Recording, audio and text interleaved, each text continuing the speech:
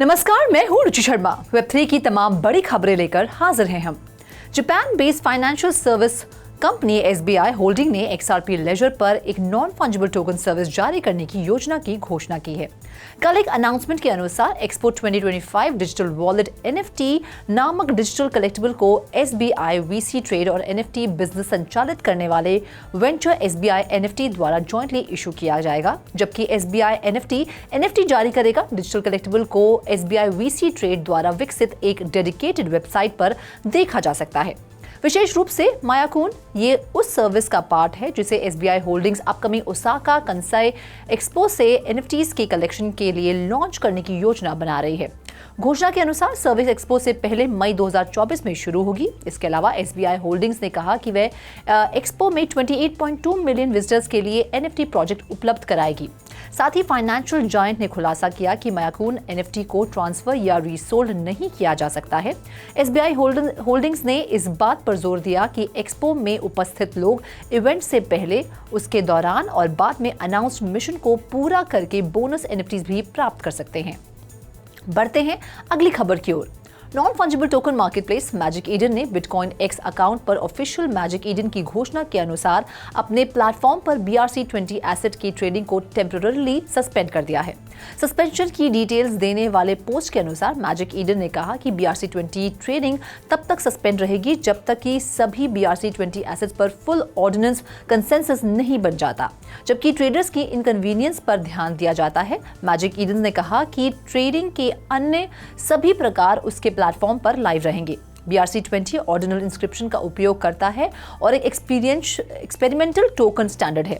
इसे 9 मार्च 2023 को एक एनोनिमस डेवलपर डोमो द्वारा लॉन्च किया गया था। बिटकॉइन ब्लॉकचेन पर रहने वाले फंजिबल टोकन के रूप में वे आमतौर पर स्मार्ट कॉन्ट्रैक्ट का उपयोग नहीं करते हैं, बल्कि BTC पर स्क्रिप्ट फाइल स्टोरेज का उपयोग करते हैं। अपने इमर्जेंस के बाद से BRC20 डिजिटल कलेक्टिबल वर्ल्ड में एक मेजर रेव बन गया है। उसकी बढ़ती मांग इस बात का कारण है कि मैजिक ईडन ने उन्हें फर्स्ट प्लेस पर क्यों लिस्ट किया था। ये सस्पेंशन BRC20 के कम होते प्रभाव का अनुसरण करता है। पहले कुछ हफ्तों में उन्होंने बिटकॉइन पर अपनी उपस्थिति दर्ज कराई।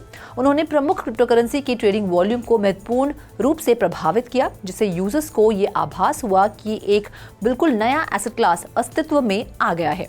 बाकी अहम खबरों के लिए करते हैं विशाखा का रुख। Global payment giant Mastercard crypto payment platform MoonPay के साथ एक नए कोलैबोरेशन के माध्यम से क्रिप्टो करेंसी बेनिफिट्स को एक्सप्लोर करना जारी रख रहा है। मूनपे ने आधिकारिक तौर पर 25 अक्टूबर को मास्टरकार्ड के साथ एक पार्टनरशिप की घोषणा की, जिसका लक्ष्य जॉइंटली ये पता लगाना है कि Web3 टूल्स एक्सपीरियंशियल मार्केटिंग में कैसे सुधार कर सकते हैं या मास्टरकार्ड के कंज्यूमर्स से जुड़ने के नए तरीके खोज सकते हैं।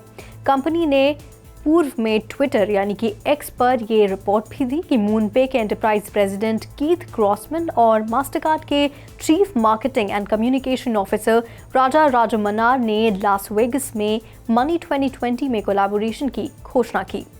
नए Web3 कंज्यूमर एक्सपीरियंसेस के अलावा मूनपे पूरे Web3 इंडस्ट्री में कंप्लायंस और ट्रस्ट बढ़ाने के लिए मास्टरकार्ड प्रोडक्ट्स और सॉल्यूशंस को एकीकृत करने के लिए भी काम करेगा। मूनपे विशेष रूप से अपने पेमेंट सॉल्यूशन में मास्टरकार्ड के टूल जैसे क्लिक टू पे, मास्टरकार्ड सेंड और मास्टरकार्ड क्रिप्टो क्रेडेंशियल्स को शामिल करेगा।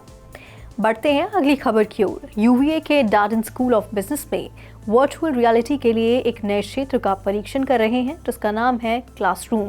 डार्डन में चीफ डिजिटल लर्निंग ऑफिसर एने ट्रम्बो ने पूछा, हम एक्सपीरियंशियल लर्निंग और केस बेस्ड डिस्कशन को बढ़ाने के लिए मेटावर्स में एक एनवायरनमेंट कैसे बना सकते हैं। यही वह प्रश्न था जिसके कारण डार्डन ने वर्चुअल लर्निंग के लिए मेटावर्स का उपयोग शुरू किया। एक नॉर्मल क्लास में सामने एक प्रोफेसर होता है और स्टूडेंट्स अपनी सीटों पर बैठे होते हैं, सुनते हैं और बातचीत भी करते हैं। लेकिन डार्डन के एग्जीक्यूटिव प्रोग्राम के लिए फिलहाल एक प्रोफेसर और बहुत सारी खाली सीट्स हैं। ट्रम्बोर ने कहा कि ये क्लासरूम की एक एग्जैक्ट रेप्लिका है और ये एक्स्ट्राऑर्डिनरी लाइफ लाइक है और आप क्लासरूम में वह सब कुछ कर सकते हैं जो आप रियल वर्ल्ड में करते हैं। आप सामान शेयर कर सकते हैं और अपना हाथ उठा सकते हैं। आप अन्य पार्टिसिपेंट से बातचीत भी कर सकते हैं। स्टूडेंट्स के पास इन पर्सन लर्निंग के 2 हफ्ते हैं। उसके बाद क्लास अटेंड करने के लिए उन्हें बस अपने गॉगल्स पहनने होंगे और अपने कंट्रोलर्स को पकड़ना होगा। Over to you Roshni. Blockchain data से पता चलता है कि बैंकक्रप्ट क्रिप्टो एक्सचेंज FTX के कोल्ड स्टोरेज से जुड़े वॉलेट को नियंत्रित करने वाले डेटा ग्रुप ने गुरुवार को $19 मिलियन से अधिक वर्थ के assorted tokens crypto exchange addresses पर मूव कर दिए। ऑन एनालिटिक्स फर्म पेक्सशील्ड ने कहा कि उनके 470,000 सोलाना की जिनकी कीमत मौजूदा कीमतों पर $15 मिलियन है, जिसको अलग अलग वॉलेट में ले जाया गया।